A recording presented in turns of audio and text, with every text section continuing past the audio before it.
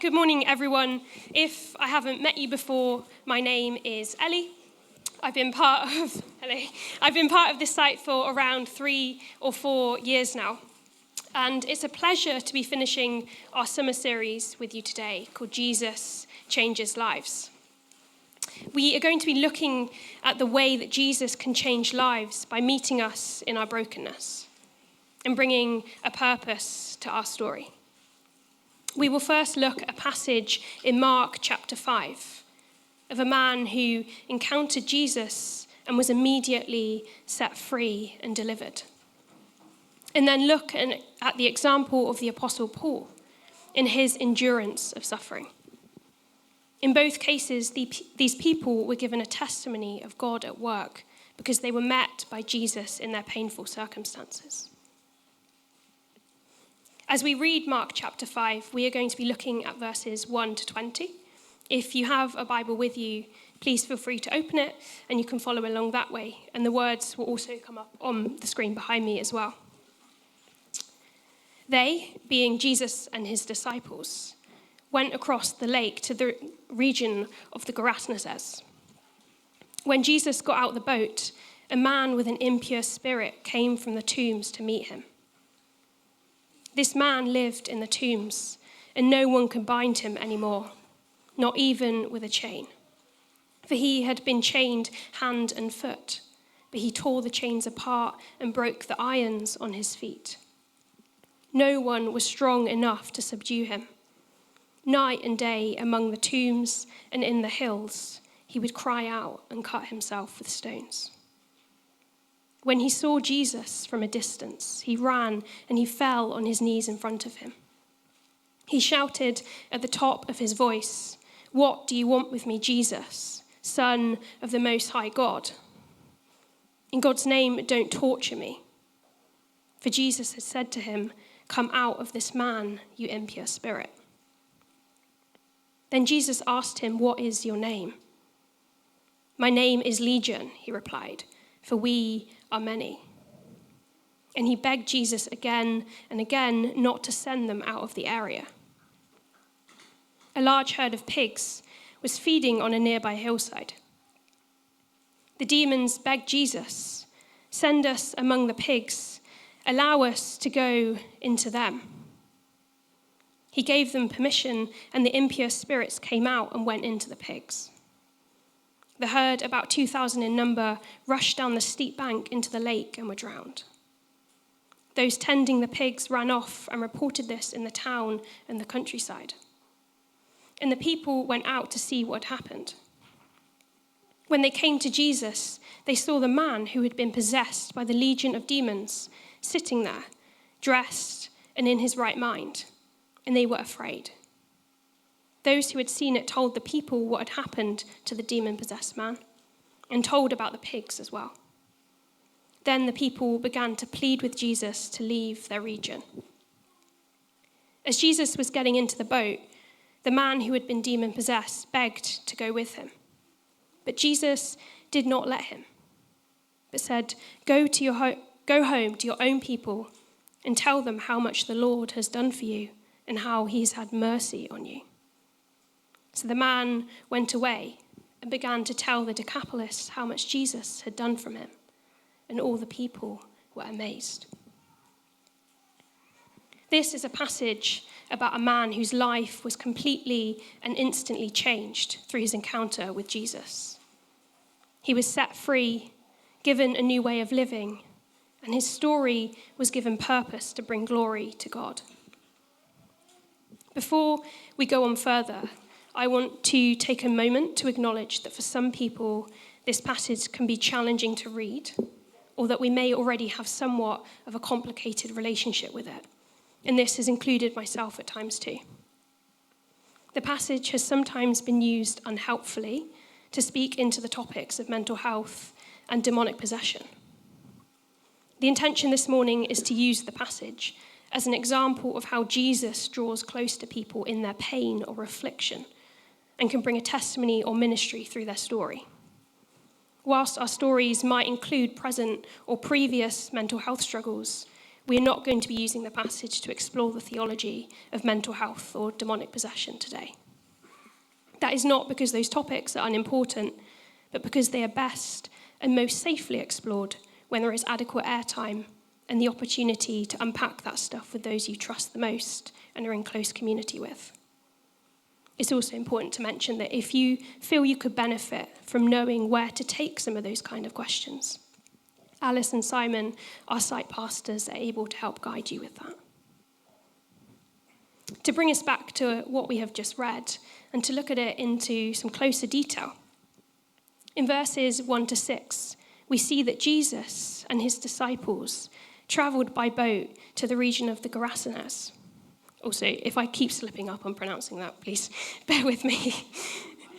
This means that they had crossed the Sea of Galilee, leaving the Jewish region and arriving to the mostly Gentile, which means non-Jewish territory, where the people believed in a different God or gods. There, Jesus encounters the man who was in deep distress and torment, who was socially outcast and lived amongst the tombs. He would cut himself with rocks and cry out day and night. Words would likely struggle to capture the depths of that man's distress, loneliness, and exhaustion from the lack of rest in his life. This man's story likely involved further suffering because of society's response to him. People tried to tame him by tying him up with chains and irons. I wonder what kind of message that communicated to him. That he was a problem, undeserving of dignity, unclean, or somehow lacked in humanity. This man, despite the physical strength he showed in breaking the chains and irons that tied him, was deeply vulnerable. Society's response to his suffering was to make him an outcast. His story that Jesus later repurposes had been one that featured stigma. Described simply, stigma is a kind of negative social judgment or label attached to certain characteristics, conditions, behaviors, or identities. Stigma can hijack the place that compassion and understanding should take, or even just replace when a neutral view may be needed, because of course, difference does not always mean difficulty. Our own stories may feature experiences of stigma. It can be hard to be vulnerable because of what society or the cultures we find ourselves in have to say about a particular situation. Stigma feeds us a lie that we must keep some kind of distance from each other. We know that Jesus came and completely disrupted those social norms. Just like with the man in this story, Jesus was not afraid to break society's rules, to demonstrate love and connection.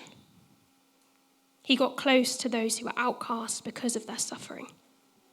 And Jesus, still today, isn't afraid to get close to us because of the pain we carry that culture might have something shameful or judgmental to say about.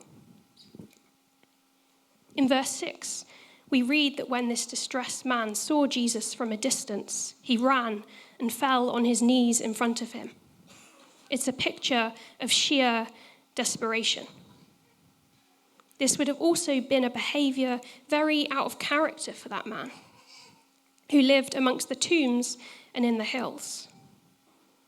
The same passage is mentioned in the book of Luke in chapter 8, where we are told that for a long time this man had not worn any clothes and was driven into solitary places to be alone. The man who was usually driven to be alone sees Jesus, and his response is to run towards him, carrying all of his distress and vulnerability. Considering that this man was naked, his physical wounds were likely on show too. I wonder how often, or as desperately, we may run to Jesus with our guard down, with all our vulnerability on show like this man. One thing I love about this passage is it's such a clear example of the way that coming to Jesus with life stories of pain and difficulty does not end in our rejection. The man in this passage was not sent back to the tombs, but instead he was met with mercy. One thing that is deeply true about Jesus is that the shame we may carry, our pain, or complicated and layered experiences are not barriers to his mercy or his closeness. He does not turn us away because of our stories. Neither does he leave us abandoned in them. In verse 8, we see that when Jesus meets the distressed man, he immediately recognizes the presence of the impure spirits in him. Because of the authority that Jesus holds, he drives the spirits out and allows them to go into the pigs nearby, which run off the bank and into the water. The man who had previously been anguished and deeply troubled in spirit was then sat with Jesus, who had restored him to peace. He was dressed and in a clear state of mind. Jesus had changed the trajectory or the course of this man's life. The transformation in him was so stark that it was jarring to society around him. Those who witnessed it became afraid. The feelings of fear that came up in the surrounding people were perhaps because they had not encountered the authority of Jesus before now and his ability to heal and transform lives. To also bring some context to this part of the passage, one of the religious practices that took place in the Gerasenes, said it wrong again, sorry, was sacrificing pigs to their pagan gods. In Jesus casting out the demons into the pigs, which could now no longer be used in the worship of other idols, he was demonstrating his spiritual authority. This may have also caused some social disruption in itself. And so, in verse 18, we see that the people asked Jesus to leave. As Jesus was getting back into the boat, the man who he had healed pleaded to go with him. But Jesus would not allow this, and instead told him, "Go home to your own people and tell them how much the Lord has done for you and how he has had mercy on you." I wonder why it was that this man wanted to go with Jesus. Perhaps because Jesus was the one person who had shown him kindness and mercy, the one who had brought relief to his suffering. Maybe the man had tasted something so pure and holy that he wanted what Jesus had to offer over the traditions of his land. Perhaps he wanted an opportunity to reinvent himself, to run away from the old version that people knew. Instead, he was told to remain, to face the land of his suffering that God had delivered him from. He was not given permission to completely run away. In telling him to stay, Jesus was putting him into what was likely a very uncomfortable ministry field. His time of suffering had not gone to waste. The interaction of Jesus with that man's pain meant that his story was given a purpose and a testimony to share for a specific place. We aren't told how many people came to hear about or know Jesus through that man sharing his story. But it's yet another example of how God often uses the most unlikely people to carry out his will. God could have chosen anyone in the land of the Gerasenes, but yet he chose one of the most marginalized people there. It shows that acknowledging our vulnerability and our great need for Jesus can be far more useful to the kingdom than pretending we have it all together. One thing I'm particularly mindful of as we've looked at that passage in Mark is that it's an example of someone who is given a testimony of being instantly and fully healed. Jesus gave purpose to his story by transforming it into one of complete contrast that he could then share with the world. We don't know if that man went on to have further struggles, or if he had any difficulties in processing his past, even though God had brought him out of it. But his encounter with Jesus, as far as we can read, results in complete healing. Some of us may have similar testimonies of total healing to share, whether that be of a physical illness or regarding the condition of our hearts and minds. And at the same time as understanding the ability of a God to heal in an instant, some of us, including myself, may also know of a different kind of story. One where difficult circumstances have remained unresolved. And as we will get into, Jesus can still give us a testimony in that too. Maybe we have found ourselves holding the wrestle that comes with knowing a God who can and does heal, yet we have not seen that in a particular circumstance where we have pleaded for it. Trying to reconcile with the character of God, who is love himself, who is all-powerful and always good, whilst living in a world of such brokenness, is one of the biggest spiritual wrestles we can go through. And if you find yourself holding that tension, please hear that that is entirely natural, not unique, nor does it have the power to separate you from God's love. Thankfully, because of what Jesus did for us, we have a God who can encounter us in all of our questioning and humanness. We can read about that in Hebrews chapter 4, verse 15. For we do not have a high priest, that's Jesus, who is unable to empathize with our weaknesses. But we have one who has been tempted in every way, just as we are, yet he did not sin.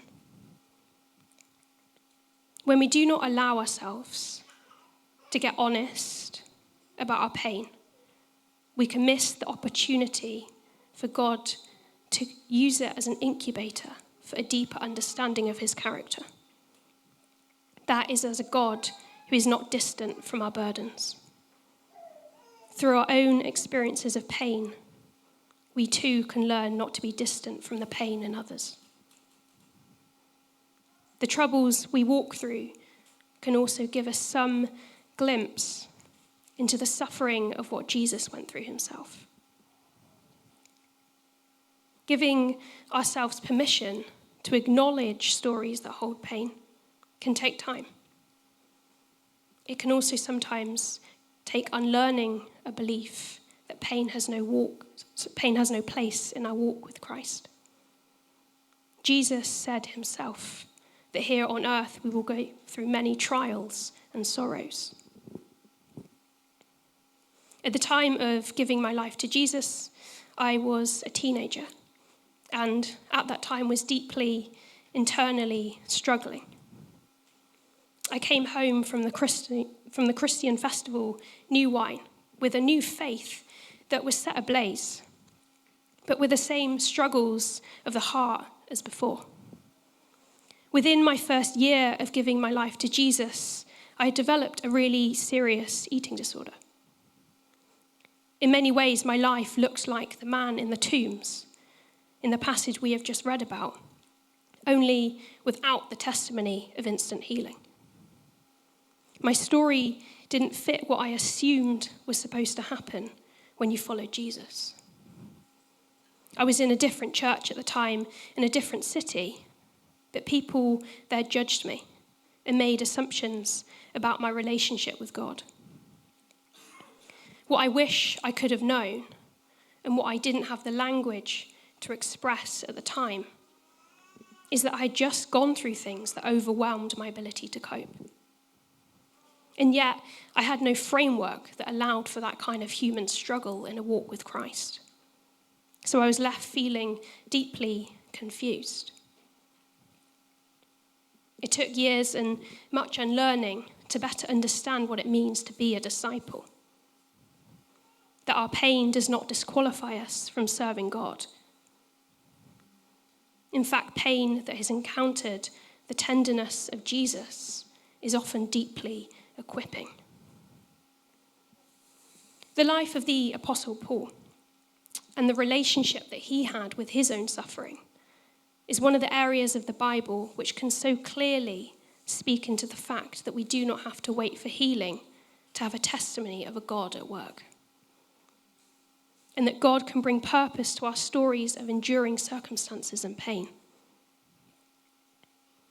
Before we look at Paul's life, I do just want to add that this is not an attempt to give you a biblical basis for the cliche of everything happens for a reason. Because not everything we go through will be good, nor will we always have an explanation why. In the same way that we don't need to pretend our struggles don't exist, we also don't need to pretend that we understand them either.